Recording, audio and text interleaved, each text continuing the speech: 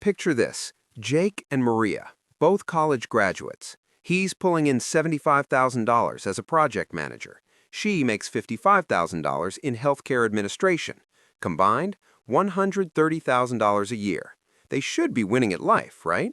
That puts them comfortably above the U.S. median household income of $83,730. They're in the top third of American earners. But here's what nobody tells you. Last month, when their HVAC died in the middle of summer, they panicked.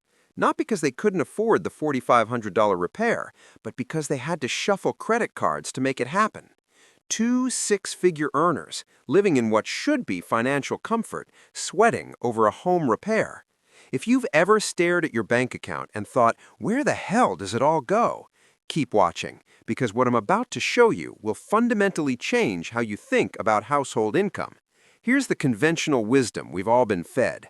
Two incomes equal twice the security. More money coming in means more money for savings, investing, building wealth, living the life you imagined. The math seems bulletproof. If one income of $60,000 can support a family, then two incomes of $60,000 each should support that family and leave $60,000 for everything else. Basic arithmetic, right? Wrong. Let's rewind to 1973. Female workforce participation was around 45%. The typical middle-class family operated on one primary income, usually the father, while one parent managed the home. And here's what the data shows. That single income wasn't just barely enough, it was genuinely sufficient. According to census data, a median single-income family in 1973 could purchase a median-priced home while spending roughly 22 to 25% of their income on housing. They had access to reasonably well-funded public schools, regardless of zip code. Healthcare costs consumed about 5% of household budgets. A car, groceries, occasional vacations, all achievable. They had what we've lost, financial margin. But here's the critical part nobody talks about. That second potential income, it was held in reserve, an insurance policy. If dad lost his job or got sick, mom could enter the workforce. That optionality was the family's emergency fund. Now, flash forward to 2025. Female workforce participation among married mothers has jumped to nearly 70% for families with children. The dual-income household isn't a strategy anymore. It's the default survival mode. And also, let me walk you through what actually happens to that $55,000 second income of Maria. Taxes? Because of progressive tax brackets, that second income gets hit at the highest marginal rate. The first $75,000 fills the lower brackets. That additional $55,000 comes in at the top. Federal income tax, state tax, FICA, Medicare, depending on your state, you're looking at 30 to 35% effective taxation on that second income. $55,000 becomes $36,000 to $38,000 take-home, already cut in third. Childcare? Got kids? You need care. Average weekly daycare in 2025 is $343. That's $17,836 per year for one child. Two kids, you're at $35,000 plus. But let's be conservative. One child, minus $18,000. Your $55,000 is now at $18,000 to $20,000. Transportation? Two working parents need two commutes. Gas, maintenance, insurance, parking, vehicle depreciation. The average American commute costs roughly $6,000 to $8,000 annually per person, minus $7,000. Your $55,000 is now at $11,000 to $13,000. The exhaustion tax? Here's what nobody puts in a spreadsheet. Two exhausted working parents don't have the time or energy for what a stay-at-home parent might manage. You're ordering takeout more, hiring house cleaners, paying for lawn service, buying convenience foods. Studies show dual-income families spend $5,000 to $10,000 annually more on convenience services compared to single-income families, minus $7,000. The reality? That $55,000 second income, it's now worth approximately $4,000 to $6,000 per year.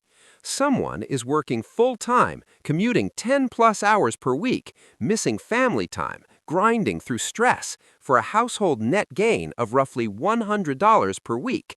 That's $2.50 an hour when you factor in actual working hours plus commute. Here's the worst part, the psychological trap that makes this devastating.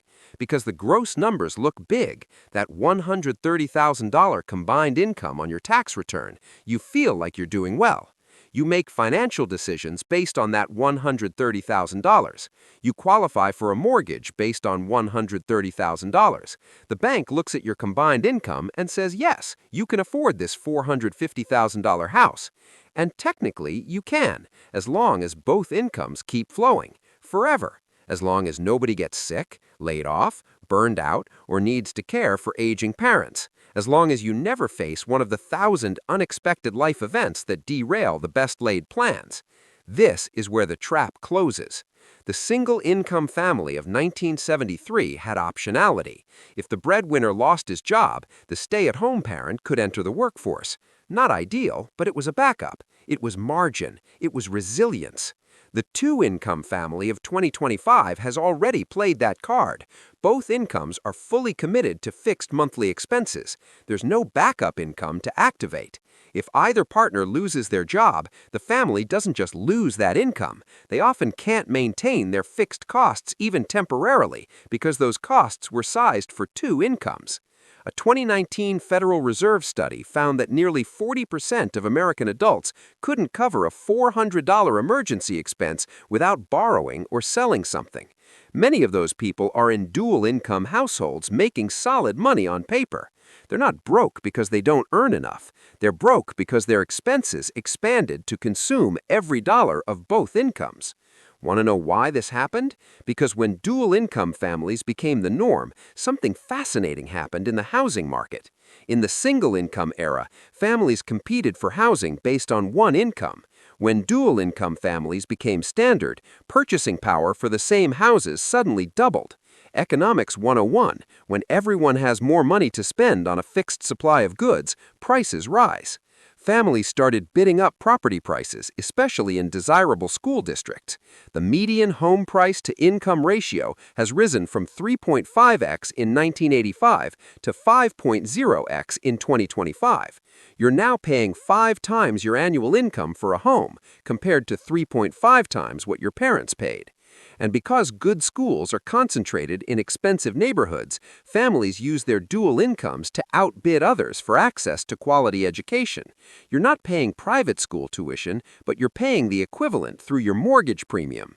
The result? What one income could buy in 1973 now requires two incomes just to access. It's an arms race where everyone escalated and nobody won. So what do? You can't just quit and go back to one income. You need both to survive. Exactly. You need both incomes to survive the lifestyle you've built on both incomes. Here's the mindset shift that changes everything. Treat your second income like it's temporary, even if it isn't. Most families do the opposite. They treat both incomes as permanent and guaranteed. They buy the house that two incomes can afford, lease cars that two incomes can support, build a life that requires two incomes to function, and then they're trapped. Neither partner can ever stop, even when life demands it. The alternative approach, the one-income foundation strategy. Structure your fixed costs, your non-negotiable monthly expenses, so they can be covered by the larger income, alone. Let's make this concrete. Your household makes $130,000 combined, $75,000 and $55,000. Instead of taking on a mortgage requiring $100,000 in annual income to service comfortably, you take on a mortgage that can be handled on $60,000 to $65,000. Instead of two car payments, you have one or none. You live in a neighborhood that's good but not elite. You buy the house that one income can afford, and you bank the difference. That second income, or the majority of it, goes straight into wealth building. Emergency fund first, 6 to 12 months, then retirement accounts maxed out, then taxable investments.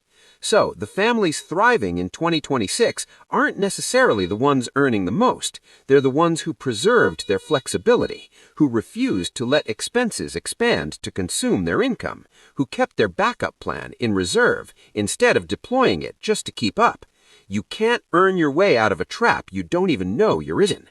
Now you know. The question is, what are you going to do about it? If this video changed how you think about your finances, smash that like button and subscribe. Drop a comment telling me your household income and whether you feel like you're ahead or just treading water. See you in the next one.